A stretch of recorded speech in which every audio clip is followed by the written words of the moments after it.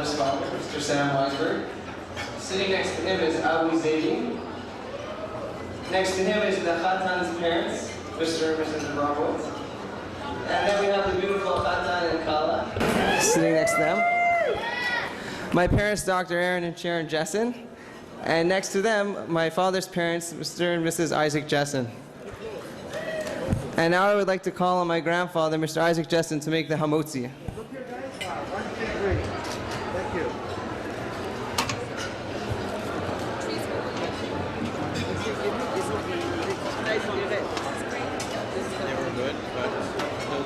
Okay, ladies and gentlemen, as you continue to eat your meals, I'd like to call upon the Khatan's brother, Aaron Abramowitz, to say a few words. Friends, family, honored guests, distinguished rebbeim.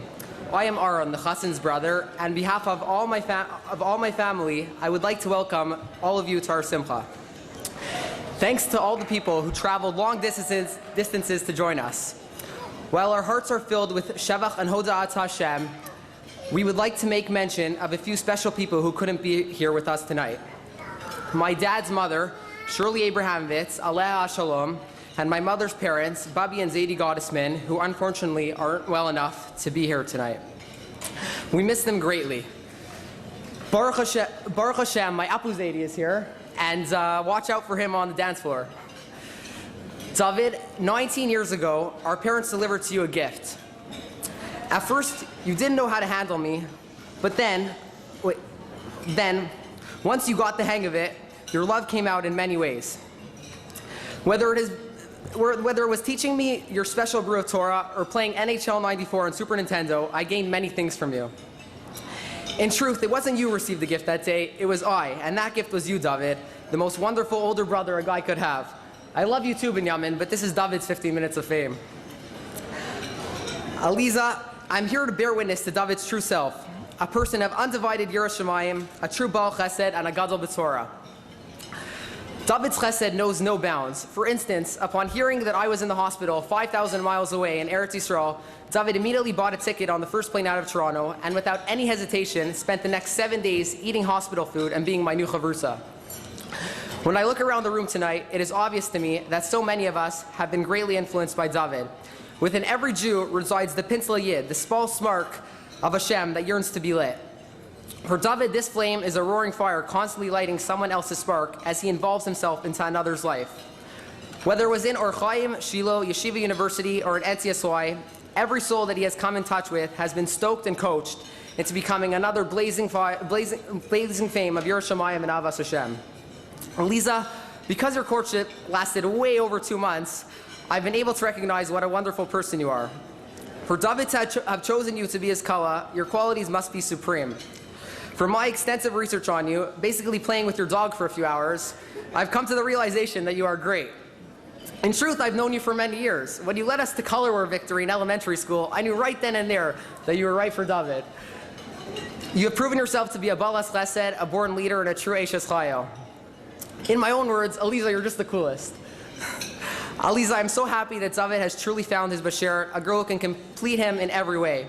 I wish you both only bracha and simcha always. May the two of you be zocha to build a bayis ne'eman b'Yisrael, and we all look forward to joining you in Eretz Yisrael with the coming of Mashiach v'imhera v'yameinu amen.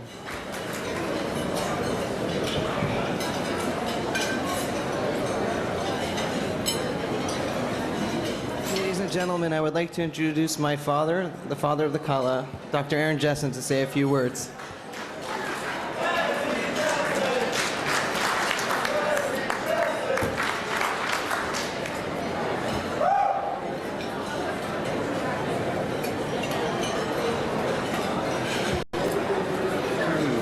Thank you, Ches. I wasn't sure if I would speak before Roni or after, but he's a hard act to follow, so anyways, maybe I chose wrong. Kvod Rabbanim, Taira Mishpacha, relatives, friends, of course want to welcome you all. Thank you all for coming, both from close, from near, and from far. My wife has told me strongly that I have to lead off with a joke. That's the way to capture the audience. So I was going to tell the joke that I met the first time we had the bar mitzvahs over, the headache joke, but she said I couldn't tell that one. So I had to think of another joke. So I borrowed one from one of my brothers. I hope he'll forgive me. And he said, he asked me, how come none of the girls wanted to speak to any of the Abramowitz boys? And the answer was that because if they spoke to them for 5 minutes, they might get engaged. Okay, almost went over well. Collect my thoughts. And also, what I really want to welcome you before was to their 2.5-month anniversary, as well as the wedding. In this week's Parsha Bahalotcha, one of the many things we read about is the development of the halacha of Pesach Sheni, that the Jewish people came to Moshe. It was after spending the first year in the desert, after leaving Egypt the year before on Pesach, and many of the people who were impure were not able to bring the sacrifice of the Paschal lamb, and they were very upset by this, and they went to Moshe and asked what they could do. And Moshe didn't really have an answer, so he asked God, and the answer came back that for those who were impure at the right time, they could bring the sacrifice a month later, hence the development of Pesach Sheni, or the second Pesach. But if they missed out the first time when they were not impure, when they could have given it, they could no longer come back and give it a month later.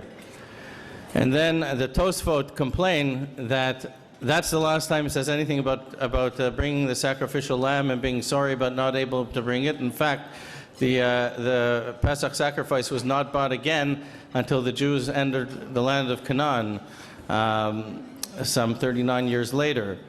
And they complained there was an indictment of the Jewish people that that situation was okay. And when the only reason that it happened that way is because in the desert, none of the Jewish people practiced Brit Milah, which led to the greatest bris of all time done by Yehoshua, which we read about on the first day of Pesach.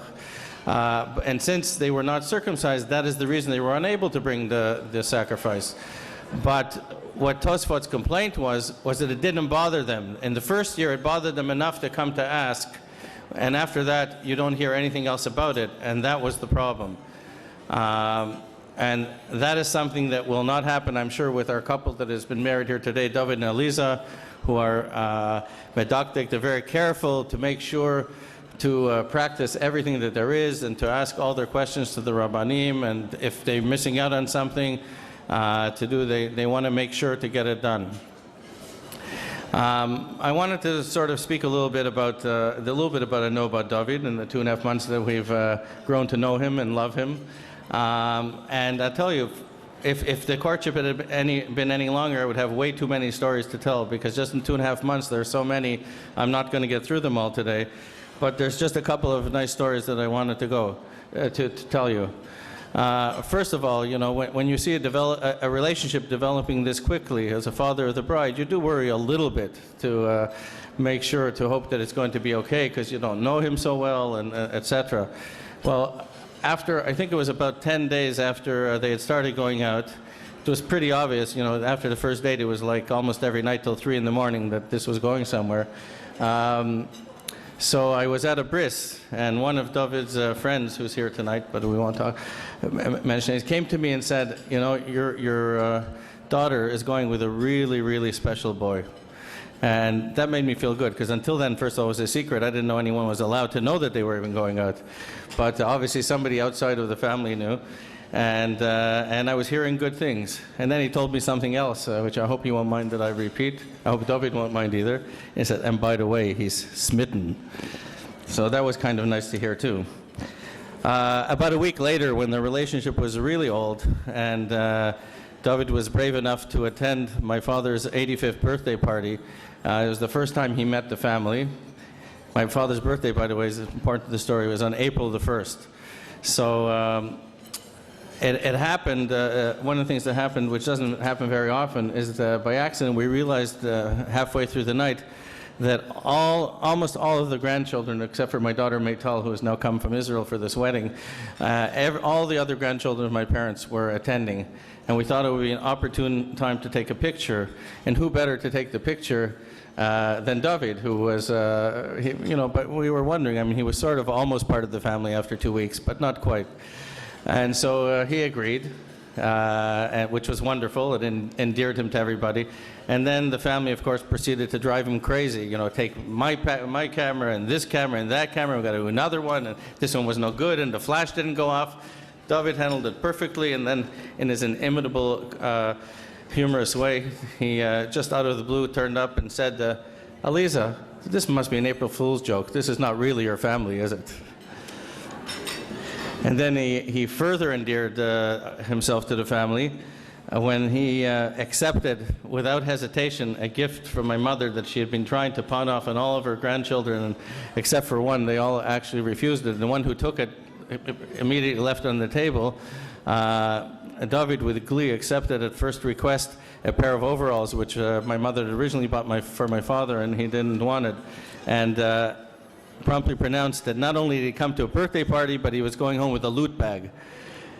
And then he wore it to the house the next day, and you can all see it on onlysimchas.com. It's proudly displayed there. Anyways, we've certainly grown to love David, and he's a wonderful guy, and we look forward to a absolutely fantastic and wonderful relationship over the years. And now to Aliza. I think I should be the one to give justice to this description, but the more I think about it, it's actually difficult. Aliza is a very, very special girl, as all my kids are. Well, the girls are special girls and the boys are special boys, but each one in their own right has their own special qualities. Aliza, as she has grown up, has always been very sensitive to other people's feelings, kind, considerate, a friend to everyone, always worried about what the other person will think and how they will feel, and to make sure never to hurt anyone. Beautiful. I'm getting some prompting in the back. But most of all, and I think maybe all those midas are very, very important. But most of all, she's also been a visionary, a go-getter, a leader, as someone, I think, as Roni pointed out. And this has really been one of her outstanding qualities. She's known all over the city of Toronto, certainly in B'nai Akiva circles, but not only in B'nai Akiva. Over the past 2 years, she has had the vision of spearheading a mock Knesset program to really bring together all the youth groups of Toronto, and whether they be religious or not religious, all the Zionist youth groups, and have a day at York University, which for anyone who's ever been there has really made us proud, and I think done a lot to advance the feeling of tolerance among the different groups, and have them learn a little bit about each other. And that's just one of the many, many projects she's involved in, David. One thing, if you want to see a lot of Aliza, you're going to have to join in to what she's doing, because otherwise, they say give a busy person something to do, and they'll always take it on. And Aliza will always take on everything, and you should support her. And I think not only will you support her, I think you'll work with her, and I really look forward to seeing great things from the both of you in the future.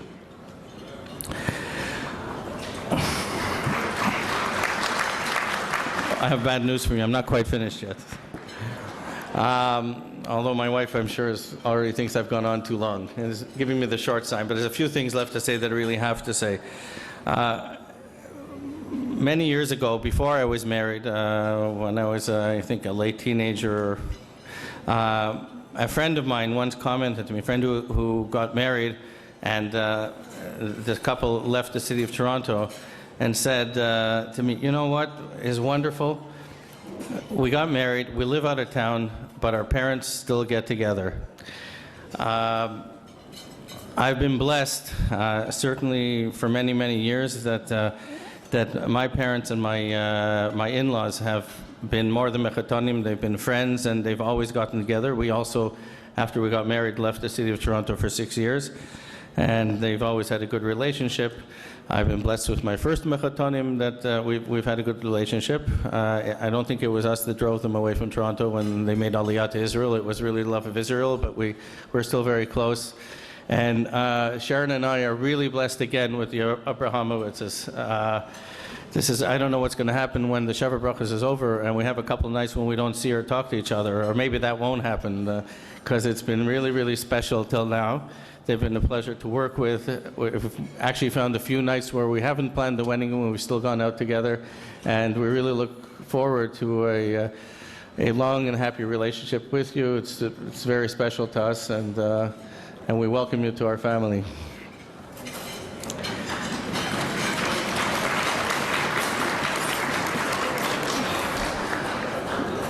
A word of thanks to my parents and my wife's parents for getting us here, being big influences in both of our lives, helping us and supporting us all the way along. And David, I hope that your parents, and Aliza, your parents, that we do the same for you, because it will go a long way to help ensuring a long and happy life together.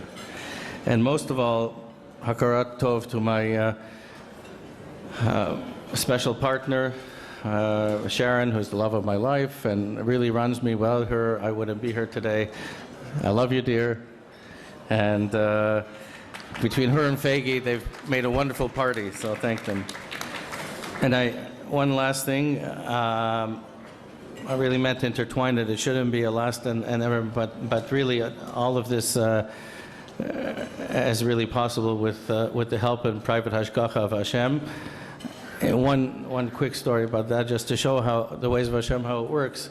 When we were in Israel in February, and none of this was even in the horizon, we were in a bookstore, and I saw a little package of individual Sheva Brachas on nice plasticized cards, very colorful.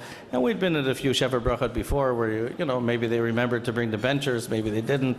And I thought, gee, Sharon, the next time we go to Sheva Brachas, let's buy this. We'll have this wonderful book.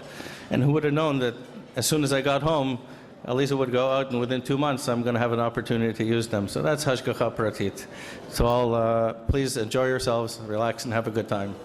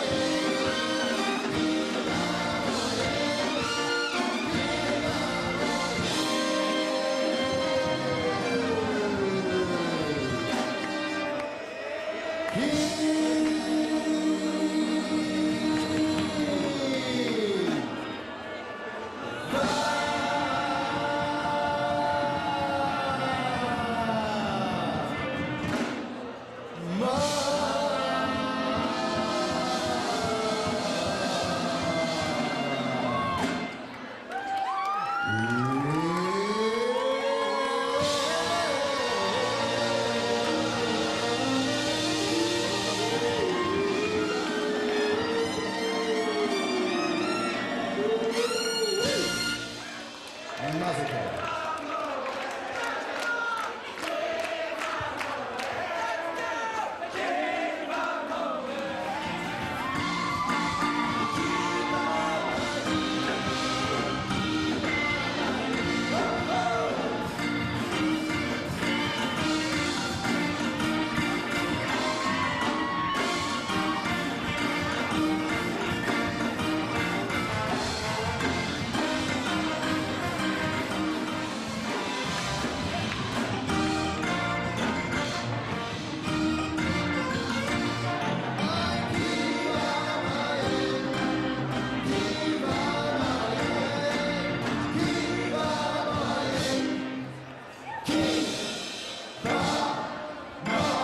Once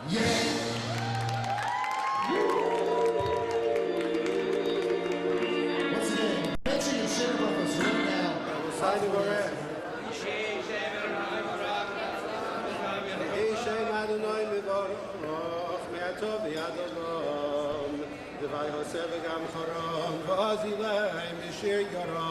Nechel b'maglei tzedek shei birchas b'nei Yishuron b'nei Aaron Birshus moranon Rabosai Yorech Eloheinu shasimcha mimano v'shochalnu mishalom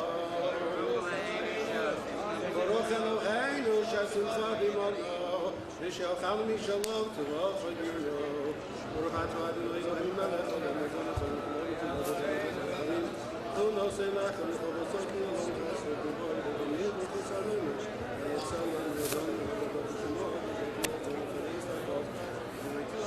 Baruch atah Adonai Eloheinu melech haolam shehakol bara l'chvodo.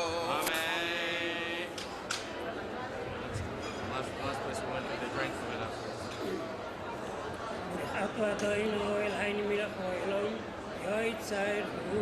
Amen. Baruch atah Adonai Eloheinu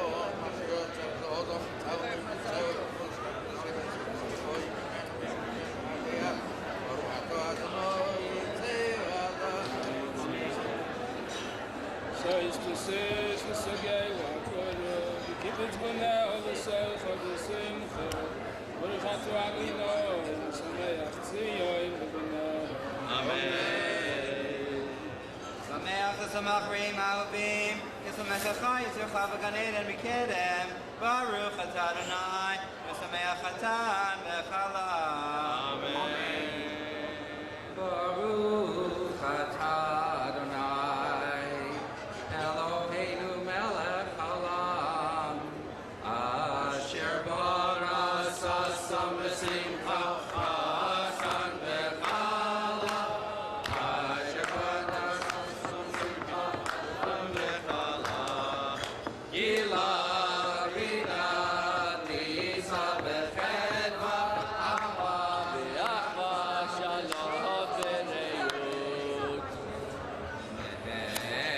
Adonai Eloheinu Yishama be'arei Yehuda u'bechutzot Yerushalayim kol sason ve'kol simcha kol chasan ve'kol kala kol bitzalot katanim mechupatam u'ne'arim mimishtei neginatam Baruch atah Adonai mesameach atan im hakala. Amen.